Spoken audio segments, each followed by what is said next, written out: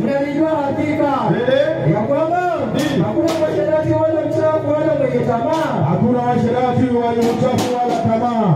Ndiye mwabudu sanamu. Ndiye mwabudu sanamu. Aliye na umrini. Katoka na Kristo na Mungu. Ndio. Inasema tusiwadanganye kwa maneno yasiyo ya maana. Kwa kuwa kwa sababu na hayo ya Mungu waje wana wa watu. Kwa sababu na hayo nini? Shetani amekwisha hukumiwa. Kuna watu ambao wanafundisha shetani hajahukumiwa.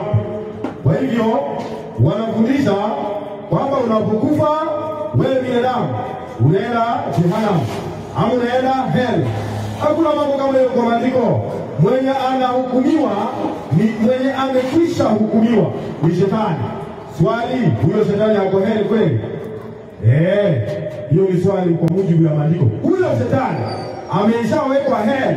Ni kwa nini yeye hajawekwa hell na wewe unaota atawekwa hell? Wewe unaota binadamu atawekwa hell. Wacha tuangalie Yesu mwenyewe anasema nani ametengenezewa hiyo hell fire. Nani ametengenezewa hiyo maji ya jehanamu? Unaona? Naam. Wacha tuangalie kitabu cha Mathayo 25 mstari wake ni 41. Mathayo 25:11. 25. Naam. Mathayo 25. Naam. 41 na 42. 40. Isitajwe katikati ya watakatifu, katikati ndani ya kanisa Mungu. Usikuwe na usherati ndani ya kanisa, usikuwe na usherati ambao wewe na mimi tunajua ni nini. Uzinifu na kulala na watu na watu na watu na bwana za watu. Hiyo ni gani?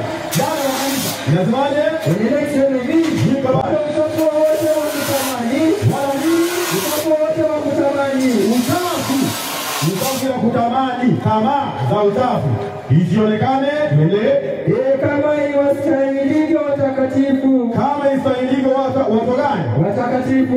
Leo siye Election hivi yule bwana wala ni aibu wala ni maneno upuzi wala ubishi. Kuna watu kuna maneno upuzi, kuna wengine kuna bishi katikati ya watakatifu.